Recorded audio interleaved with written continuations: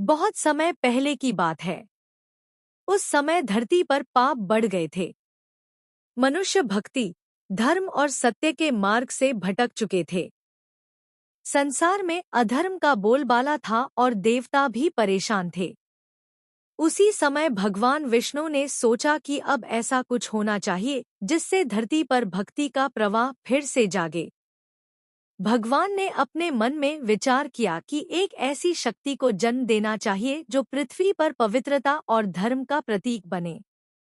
उसी इच्छा से आगे चलकर तुलसी जी का जन्म हुआ। उस समय धर्मध्वज नाम के एक राजा थे। वे बहुत ही धर्मात्मा, दानी और विष्णु भक्त थे।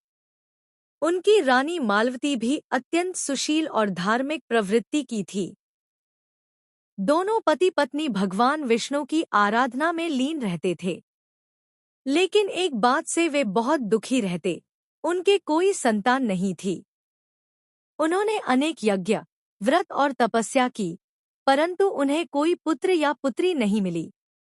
एक दिन रानी मालवती ने राजा से कहा, स्वामी, मैं सोचती हूँ कि अब हमें भगवान विष्णु की शरण में जाना चाहिए। वे ही सृष्टि के पालनहार हैं। यदि वे प्रसन्न होंगे तो अवश्य हमें संतान प्राप्त होगी। राजा ने सहमति जताई।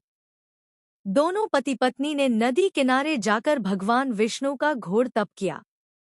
उन्होंने कई वर्ष तक केवल फल और जल से जीवन यापन किया। उनके तप से समूचा ब्रह्मांड प्रभावित हो गया। आखिरकार भगवान विष्णु उनके सामने प्रकट हुए। भगवान के शरीर से प्रकाश की ऐसी किरणें निकल रही थी कि चारों ओर दिव्यता फैल गई। राजा और रानी दोनों नतमस्तक हो गए। भगवान ने कहा, राजन, मैं तुम्हारे तप से प्रसन्न हूँ। वर मांगो।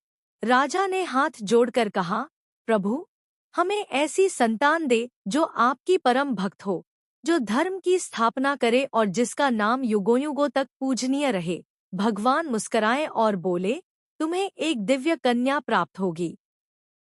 वह कोई साधारण बालिका नहीं होगी,